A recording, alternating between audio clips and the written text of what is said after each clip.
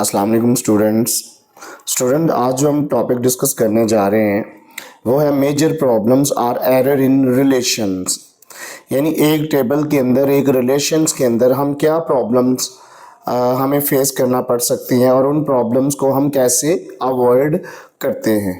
इसमें सबसे पहली प्रॉब्लम्स स्टूडेंट्स सिनोनिम्स है, दूसरी है हार्मोनियम्स, तीसरी है रिडंडेंसी और चौथी है म्यूचुअल एक्सक्लूसिवनेस। ये चार प्रॉब्लम्स हैं स्टूडेंट्स जिनको हम वन बाय वन करके डिस्कस करेंगे और इससे हम किस तरह अवॉइड कर सकते हैं अपने रिलेशंस के अंदर, ताकि हम किसी भी किस्म की प्रॉब्लम्स को इजीली रिमूव कर सकें और हम अपनी डेटाबेस को करेक्ट बनाएं, रिलायबल बनाएं। अब इसमें सबसे पहले बच्चे स्टूडेंट्स सिनोनिम्स है।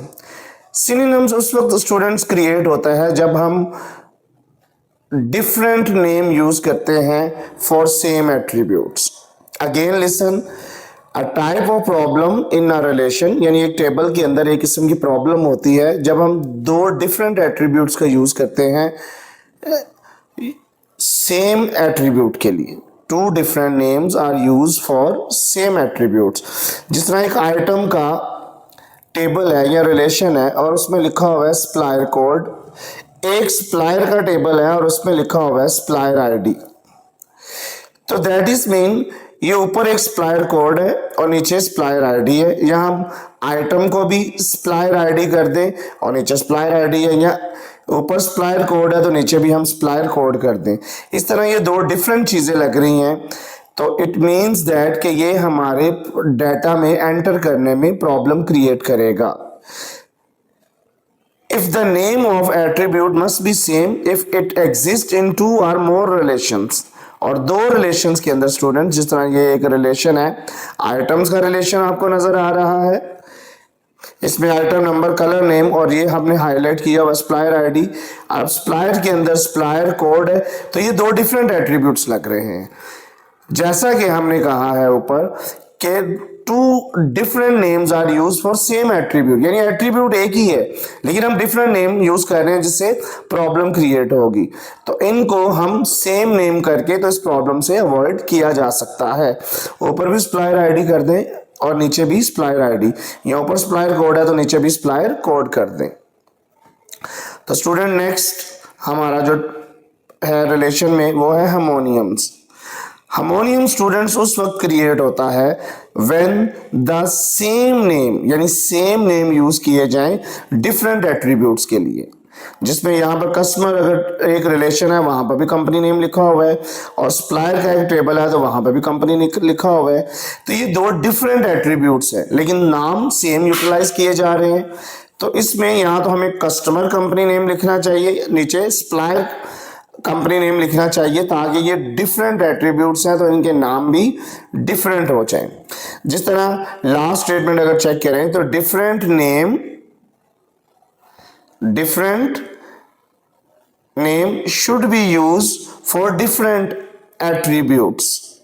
Different name should be use for different attributes. अगर हम ऐसा करेंगे तो हम हार्मोनियम से भी अपने रिलेशंस को अवॉइड कर सकते हैं और इस तरह जो हार्मोनियम्स एरर है वो रिलेशंस में क्रिएट नहीं होगी, यानी टेबल में क्रिएट नहीं होगी। तीसरी प्रॉब्लम्स रिडंडेंसी है, यानी डुप्लीकेशंस। जिस तरह स्टूडेंट्स अगर हम देखते हैं हम पहले तो एम्प्लॉय की एज लिख लेते हैं और फिर एम्प्लॉय की डेट ऑफ बर्थ लिख देते हैं, तो ये दो चीजें सेम हो गई हैं। एक हम एज लिख लेते हैं और एक हम क्या लिख देते हैं, डेट ऑफ बर्थ। तो इट मीन्स दैट कि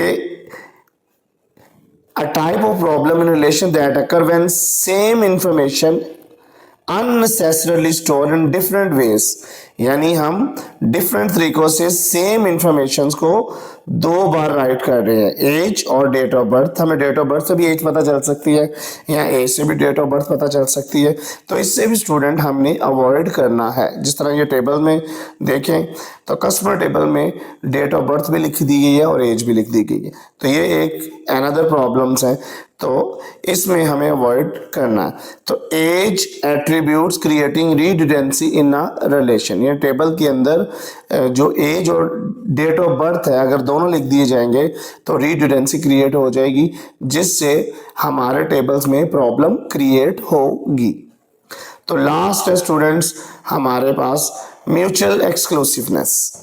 स्टूडेंट म्यूचुअल एक्सक्लूसिवनेस उस वक्त क्रिएट होता है जब हम एक ही चीज़ को दो बार पूछ रहे होते हैं रिलेशन में। जिस तरह एम्प्लॉय का टेबल है तो एम्प्लॉय के टेबल में हमें पहले पूछ लेता है कि वो मैरिड है या नहीं, और फिर पूछ लेते हैं कि वो सिंगल है कि नहीं। इट मीन्स दैट कि हम एक चीज़ को दो बार पूछ रहे हैं। Problems create when values attributes are stored true or false. Sometimes two or more attributes cannot be true false at the same time। यानी एक ही टाइम पे अगर एक तरफ बंदा कह दे कि मैं मैरिड हूँ और दूसरी तरफ कह दे मैं सिंगल हूँ, तो एक तरफ स्टेटमेंट ट्रू हो रही है और एक तरफ स्टेटमेंट फॉल्स हो रही है। तो एक ही स्टेटमेंट एट अ टाइम या तो वो ट्रू होगी या भी false. At a time true और फॉल्स दोनों नहीं हो सकती, जो कि म्यूचुअल एक्सक्लूसिवनेस के अंदर ये दोनों चीज़ें क्रिएट की हो रही हैं। अगर हम इसके ये देखेंगे attributes married and single can not be true और false at the same time. इसी तरह अगर स्टूडेंट्स इसमें देखा जाए तो इसका सोल्यूशन ये है, solution of becoming both these attributes married and single into a mutual status. Possible value attributes can M or S, married और सिंगल। तो इट मीन्स दैट हमें एक ही वैल्यू को पूछना चाहिए कि वो सिंगल है, सिंगल से भी हमें पता चल जाएगा मैरिड है, या फिर जस्ट मैरिड का कंफर्म कर लिया जाए कि वो मैरिड है, तो मैरिड से भी ये बात क्लियर हो जाएगी। Thank you so much students, till then next lectures, अल्लाह हाफिज़।